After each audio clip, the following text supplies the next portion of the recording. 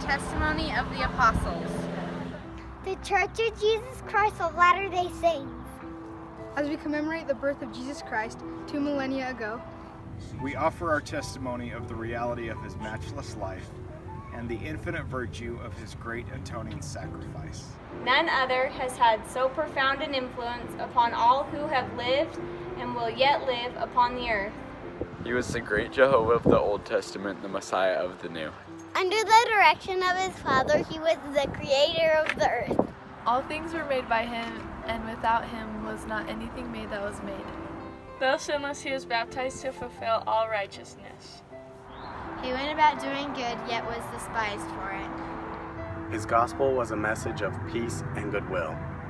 He entreated all to follow his example. He walked the roads of Palestine, healing the sick, causing the blind to see, and raising the dead. He taught the truths of eternity, the reality of our premortal existence, the purpose of our life on earth, and the potential for the sons and daughters of God in the life to come.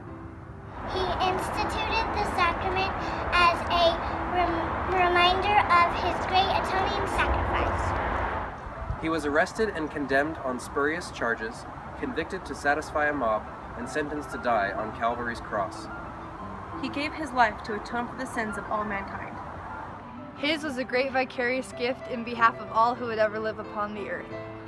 We solemnly testify that his life, which is central to all human history, neither began in Bethlehem nor concluded on Calvary. He was the firstborn of the Father, the only begotten Son in the flesh. The Redeemer of the world! He rose from the grave to become the firstfruits of them that slept. As risen Lord, he visited among those he had loved in life.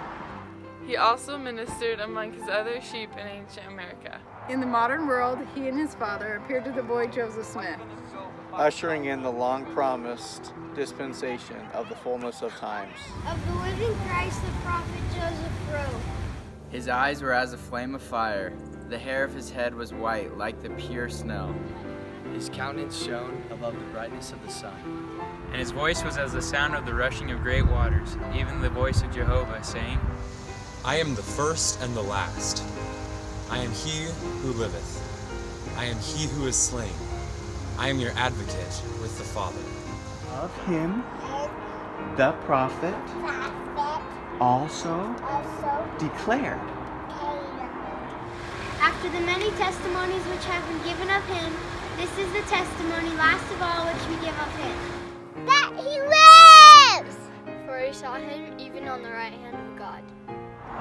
And we heard the voice bearing record that he is the only begotten of the Father.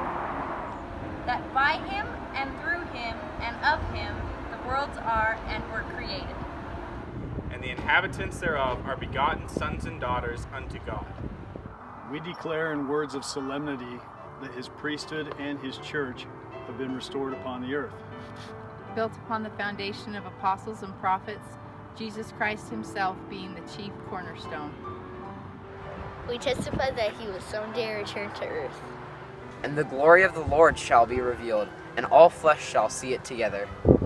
He will rule as King of Kings and reign as Lord of Lords.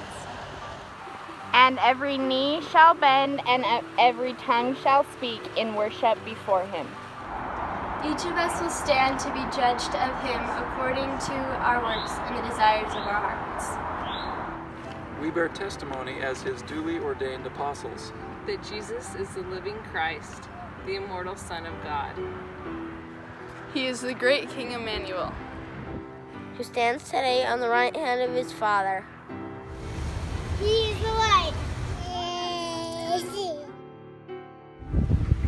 And the hope in the world. His way is the path that leads to happiness in this life and eternal life in the world to come.